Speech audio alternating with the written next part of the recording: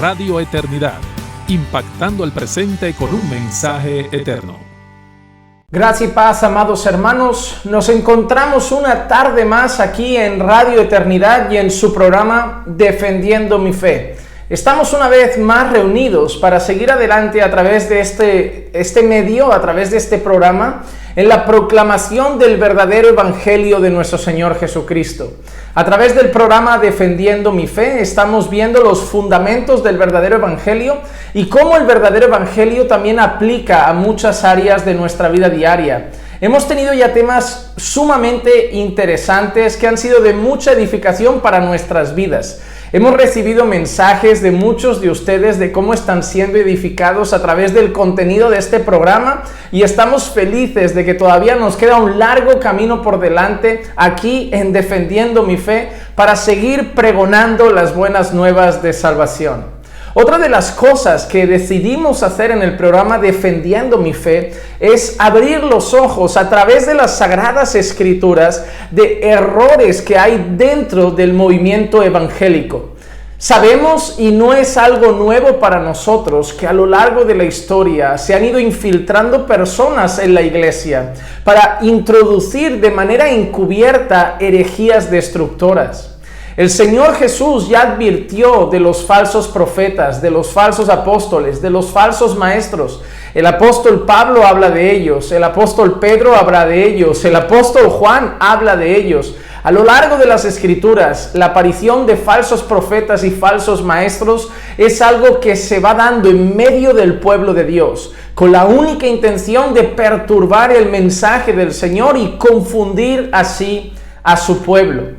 A través del programa Defendiendo mi Fe, también nos gustaría mostrar a nuestros seguidores, a los seguidores de nuestro programa, a todas aquellas personas que siguen regularmente esta programación, cosas que hoy en día están trabajando en medio del entorno evangélico, en medio de lo que hoy llamamos cristianismo, y que son perturbaciones del verdadero evangelio, que son opositores de la verdad de Dios. Y buscaremos así, a la luz de la palabra, ponerlo ante ustedes para que también puedan ver sus peligros. Hoy vamos a ver la introducción de uno de esos peligros. Solo veremos cómo Pablo empieza a tratarlo. Y veremos más adelante en otros programas los peligros de este movimiento. Hoy vamos a hablar solamente a modo de introducción de lo que Pablo pensaba de los judaizantes.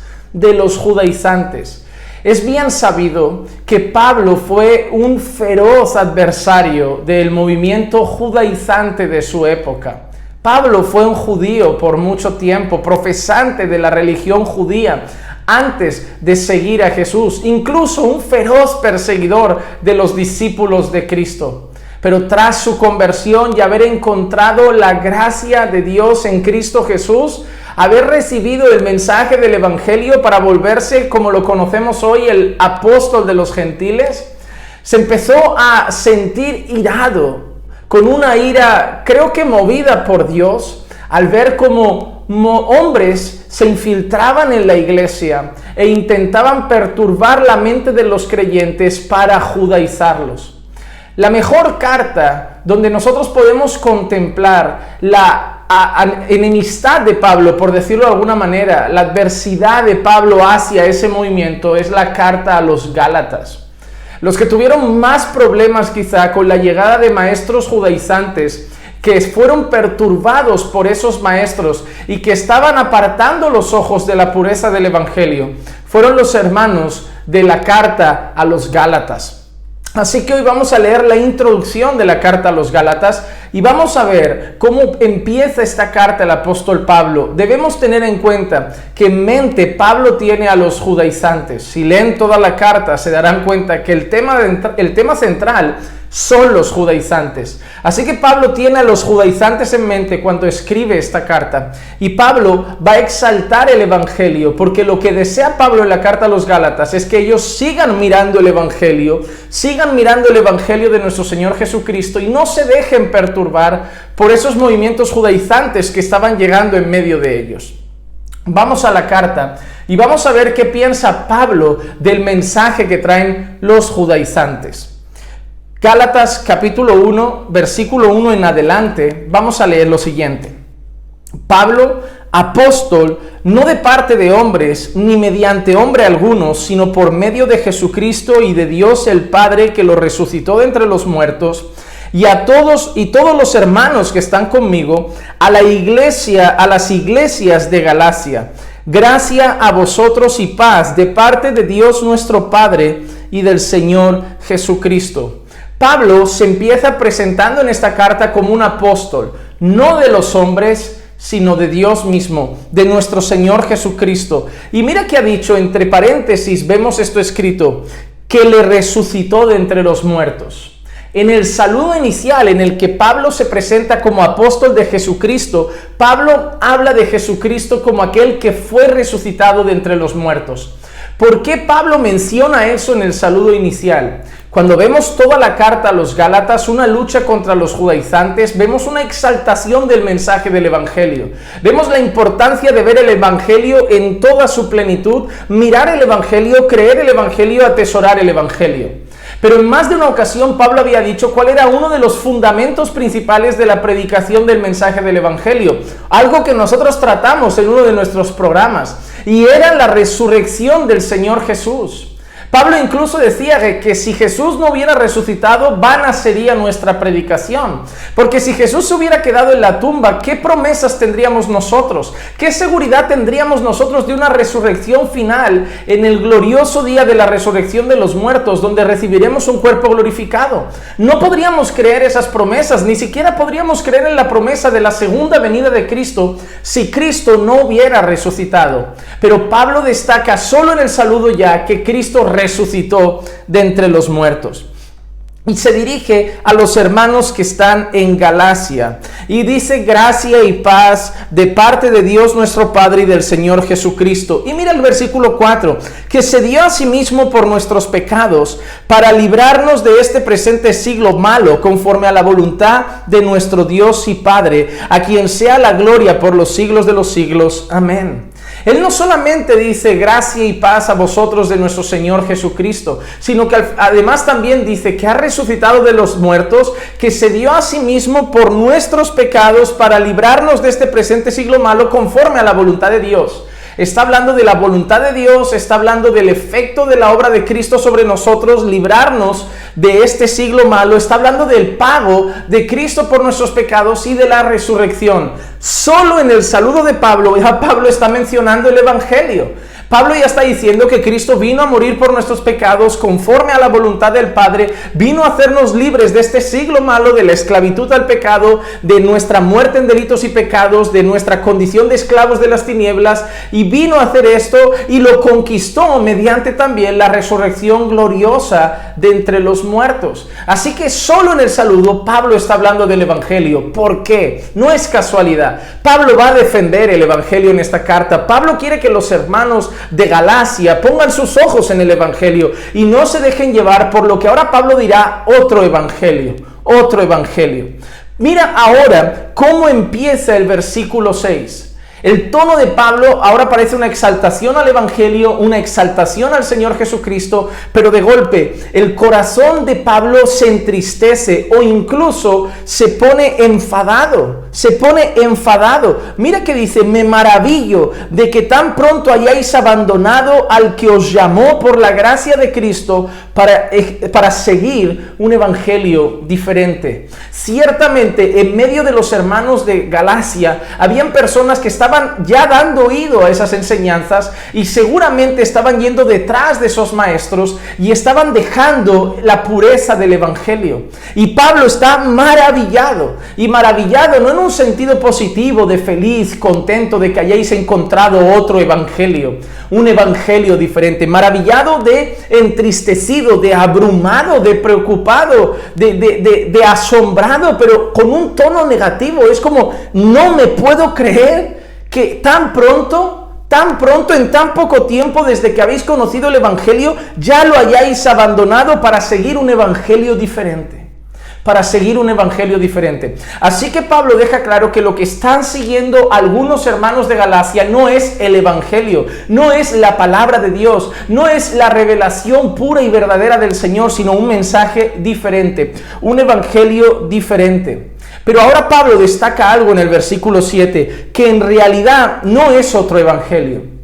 No es otro evangelio. Pablo está dejando claro, no hay dos evangelios. No hay dos evangelios. No es que sea otro evangelio, no estáis siguiendo otra opción del mensaje, una variante del mensaje, otra opción válida del mensaje, porque no hay otro evangelio, no hay otro mensaje. El mensaje de Dios es uno, el evangelio es uno, la revelación de Dios es esa y no hay otra. No hay otra, no hay un evangelio diferente, no hay otro evangelio, no hay otra revelación, no hay otro mensaje.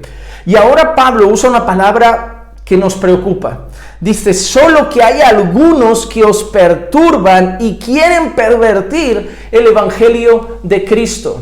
¿Qué son los judaizantes? Son perturbadores de la iglesia y personas que pervierten el evangelio de Jesucristo. Porque Pablo está escribiendo, y si leen toda la carta a los Gálatas, lo van a ver con mucha claridad, la entrada de judaizantes en medio del pueblo de Dios. Judaizantes. Lo verán con claridad porque hay personas que incluso estaban ya pensando en la circuncisión otra vez. Estaban llegando los judaizantes y Pablo dice, no traen otro evangelio. Es decir, no hay otro mensaje de salvación, no hay otra revelación de Dios. Os están trayendo algo diferente. Están trayendo un evangelio pervertido, un evangelio falso, un evangelio adulterado, un evangelio manipulado, y por eso ellos son perturbadores de la iglesia.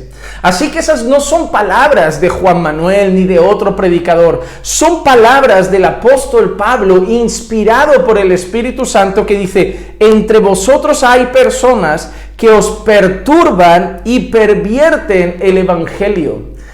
Hermanos, el movimiento judaizante solo ha hecho una cosa sobre la iglesia: perturbar a muchos creyentes.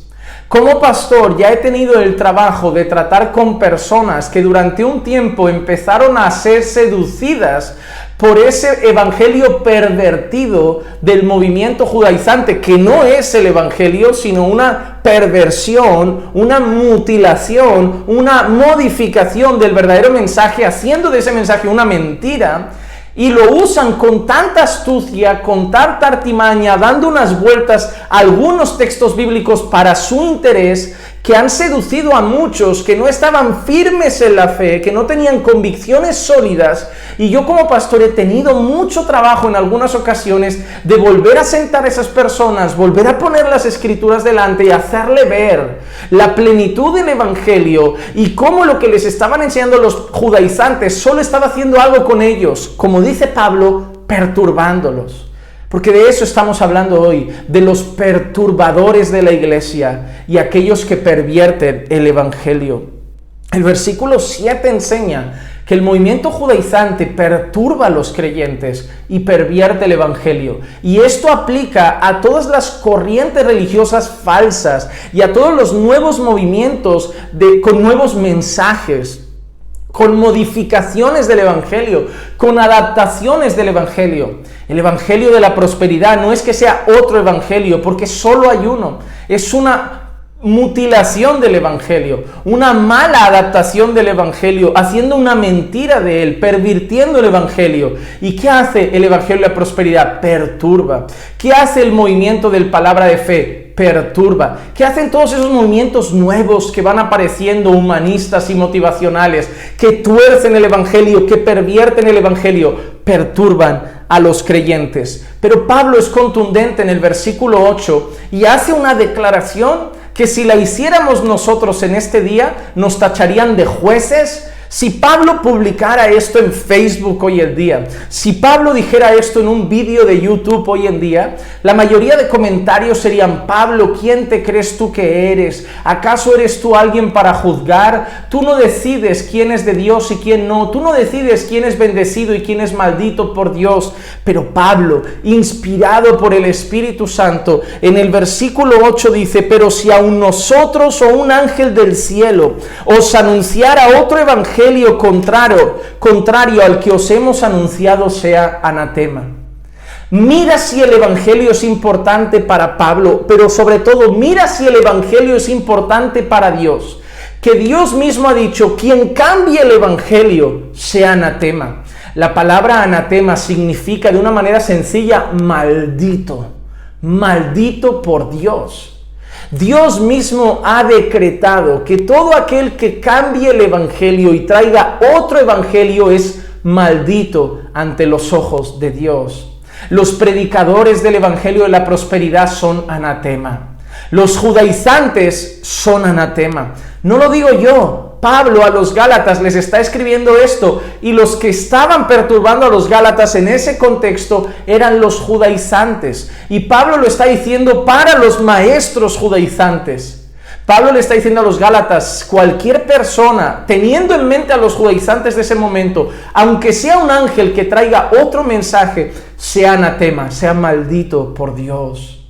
Cualquier otro mensaje, cualquier desviación del evangelio, cualquier perturbación del evangelio, perversión del evangelio, es maldito por Dios. Maldito por Dios, anatema.